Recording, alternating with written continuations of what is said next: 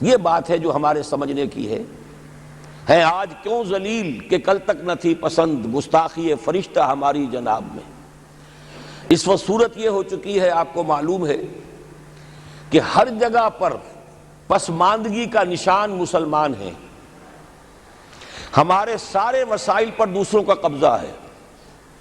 ایک ہی شے رہ گئی تھی، تیل، خلیج کا تیل، اس پر بھی آ کر امریکہ کی فوجیں ان کے سر پر بیٹھ گئی ہیں۔ سارا کا سارا تیل اب ان کے قبضے میں ہے۔ ادھر خلیج کے دہانے کے دونوں طرف وہ اپنے مورچے بنا رہے ہیں تاکہ یہاں کسی کا داخلہ نہ ہو سکے۔ بڑے بڑے جتنے لوگ ہمارے ہیں ان سب کی دولت ان کے پاس ہے۔ کہنے کو تو سلطان اور برونائی دنیا کا امیر ترین آدمی ہے، لیکن دولت ہے کہاں اس کی؟ انویسٹڈ تو وہی ہے، اسی کے بینکوں میں ہے، انہی کی کمپنیوں میں ہے، کسی کے پاس کچھ نہیں ہے۔ سعودی عرب کے کوئی ڈالرز ہیں تو کہاں ہیں؟ جیسے شہنشاہ ایران کا جو اثاثہ تھا، سرمایہ تھا، جو سارا کا سارا انہوں نے جو ہے وہ فریز کر لیا، تو یہ دولت تو ساری وہی ہے۔ کہنے کو ہے کہ آپ کے اکاؤنٹ میں اتنا روپیہ ہے، لیکن سوال یہ کہ وہ اکاؤنٹ فی الواقع کس کے قبضے میں؟ پھر آپ کو معلوم ہے کس طریقے سے مسلمانوں کے ساتھ سلوک ہو رہا ہے۔ ہر جگہ پر جہاں چاہیں، جس طرح چاہیں انہیں ستا لیں۔ اور ان میں بھی سب سے بڑھ کر جو بات میں آپ سے کہوں گا، آج دنیا میں جتنے بڑے پیمانے پر محمد عربی صلی اللہ علیہ وسلم کی توہین و تذلیل ہوئی ہے، پوری انسانی تاریخ میں نہیں ہوئی۔ رشدی نے کتاب لکھی، بدترین حملے کیے۔ کیا رنگیلا رسول کتاب تھی جو لکھی تھی کسی ہندو نے، جس کو کہ ایک مسلمان نے پھر خنجر گھونپ کر اور ہلاک کر دیا تھا، وہ تو کچھ بھی نہیں تھی۔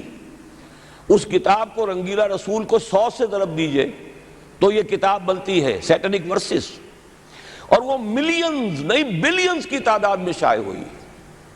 اس کے خلاف احتجاج اگر کسی نے کیا ہے تو ان کے اوپر جوتے پڑے ہیں، ان پر ڈنڈے پڑے ہیں۔ پوری مغربی دنیا اس کے پیچھے آ گئی ہے، سپورٹ کیا ہے۔ لے دے کے ایک ملک نکلا ایران، اس نے کم سے کم یہ کہ اس کے قتل کا فتویٰ تو دیا، لیکن کیا کرے، قتل کرنے کی تو نوبت نہیں آئی۔ پورا عالم عیسائیت اس کی پشت بنا ہے، اس کی مدد کر رہا ہے۔ یہ اتنی بڑی توہین محمد رسول اللہ صلی اللہ علیہ وسلم کی اور آپ کی ازواج مطہرات کی، اور یہ بظاہر ایک ایسے شخص کے ہاتھوں جس کا نام مسلمانوں کا سا ہے، اس کا اتنا بڑے پیمانے پر ہونا، اور پھر یہ کہ مسلمان 120 کروڑ ہونے کے باوجود کچھ نہیں کر سکتے۔ میں وہ چیزیں نہیں گنوانا چاہتا کہ 15 لاکھ جو ہیں وہ ہمارے افغان بھائی جو ہیں انہوں نے جانیں دیں۔ فائدہ کس کو پہنچا؟ تاحال امریکہ کو، کہ اس کی جو مد مقابل قوت تھی USSR وہ ختم ہو گئی۔ اسی طریقے سے جو کچھ کشمیر میں ہو رہا ہے، ہماری بے ہمیتی، بے غیرتی کا عالم یہ ہے۔ ہم کچھ اندر خانے تھوڑی بہت کو مدد کر کے سمجھتے ہیں کہ ہم نے فرض ادا کر دیا، جبکہ فرض تو یہ ہونا چاہیے تھا کہ ہم براہ راست اعلان کرتے اور انڈیا کو الٹیمیٹم دیتے کہ سٹاپ دس بزنس، یا یہ کہ پھر ہم سے جنگ ہے۔ جنگ کا نتیجہ تو پھر اللہ جس کو چاہے دے گا۔ اگر انسان اللہ تعالیٰ پر اعتماد رکھتا ہو، توکل رکھتا ہو، اپنے موقف کی حقانیت پر بھی اسے یقین ہو، تو کم من فیۃ قلیلۃ غلبت فیۃ کثیرۃ، تاریخ میں ہمیشہ ہوتا آیا ہے کہ چھوٹی قوتیں جو ہیں ان کو غلبہ اللہ نے عطا کیا ہے بڑی قوتوں پر۔ لیکن بے غیرتی کا عالم یہ ہے، بے حمیتی کا عالم یہ ہے۔ زبانی کلامی ہم سے بڑا ہمدرد کوئی نہیں مسلمانان کشمیر کا، جس لیڈر کو دیکھو بڑھ چڑھ کر بیان دے گا، لیکن عملاً ہم کیا کر رہے ہیں؟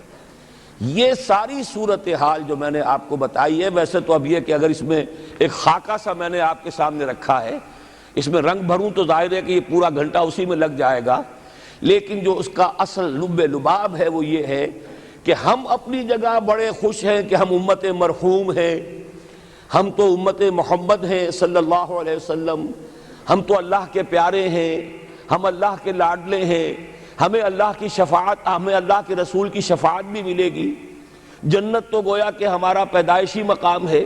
یہ سارے جو بھی ہمارے ذہنوں کے اندر ہیں خیالات، اور یہ جو ہمارے من گھڑت عقائد ہیں، آپ سوچئے کہ جب ہم جو آبجیکٹیو کنڈیشنز ہیں، گیون کنڈیشنز ہیں، جو سامنے کے حالات ہیں، ان سے جب تقابل کرتے تو معاملہ بہت مختلف ہے۔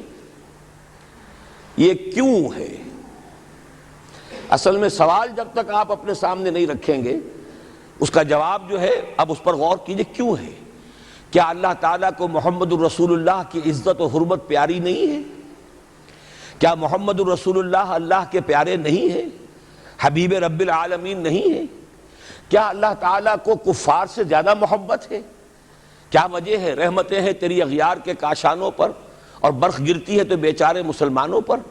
سائنس میں وہ آگے ہیں، مالیات پر ان کا شکنجہ کسا ہوا ہے پوری دنیا پر، تہذیب ان کی ہے، تمدن ان کا ہے، ہم تو ان کے کیمپ فالوورز ہیں، نقش قدم پر چل رہے ہیں، ہم تو ان کی صرف یہ کہ نقالی کر رہے ہیں۔ تو سوچئے وجہ کیا ہے؟ کیا اللہ کو کفر زیادہ پسند ہے اسلام سے؟ کیا اللہ کو محمد الرسول اللہ صلی اللہ علیہ وسلم کی عزت و حرمت کا کوئی خیال نہیں؟ سوچنے کی بات ہے۔ ظاہر بات ہے کہ ان سوالات کا جواب تو ہاں میں آپ نہیں دے سکتے، یقیناً ایسا نہیں ہے۔ بہرحال وہ کافر ہیں، وہ اللہ کو نہیں مانتے، اللہ کے رسول کو نہیں مانتے۔ چلیے اللہ کو کسی نام سے مان لیا، گاڈ کہہ دیا، لیکن اللہ کے رسول کو تو نہیں مانتے۔ ایمان کا سارا دار و مدار تو رسالت پر ہے، اللہ کے اس کلام کو تو نہیں مانتے، اور اس کے باوجود ان کے لیے عزت ہے۔ رحمتیں ہیں تیری اغیار کے کاشانوں پر، برق گرتی ہے تو بیچارے مسلمانوں پر۔ یہ ایک لمحہ فکریہ ہے، یہ سوچنے کی بات ہے کہ ایسا کیوں ہے۔ اس کا جو جواب میں آپ کو دوں گا وہ ذرا سا کڑوا جواب ہے۔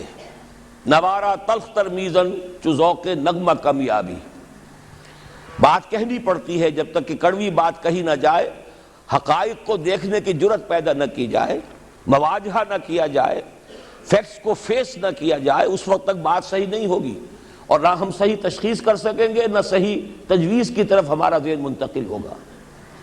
میں بہت سخت بات کہہ رہا ہوں، آج آسمان کے نیچے اس زمین پر عذاب الہی میں گرفتار امت مسلمہ ہے۔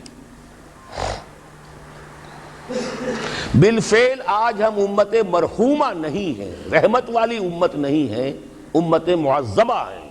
آج ہم پر اللہ کا عذاب ہے۔ وہ کیوں ہے؟ دیکھیے اللہ کا قانون یہ ہے، اور یہ اللہ کی سنت ہے۔ میں نے اپنی ایک کتاب میں اس پر مفصل بہت مضمون لکھا ہے، قرآن کا قانون عذاب۔ ایک عذاب تو آیا کرتا تھا ان قوموں پر جن کی طرف اللہ رسول بھیجتا تھا، اِنَّا أَرْسَلْنَا نُوحًا إِلَىٰ قَوْمِهِ۔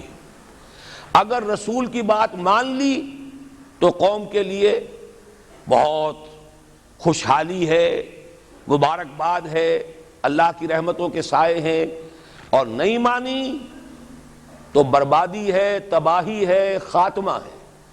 پوری قوم نوح غرق کر دی گئی، پوری قوم عاد ختم کر دی گئی، حضرت ہود کو نہیں مانا۔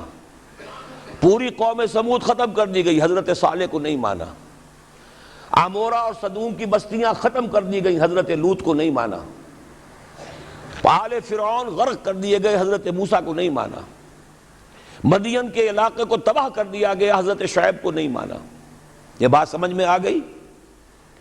لیکن جب سے نبوت اور رسالت کا سلسلہ ختم ہوا، اس قسم کا عذاب اب دنیا میں نہیں آ سکتا۔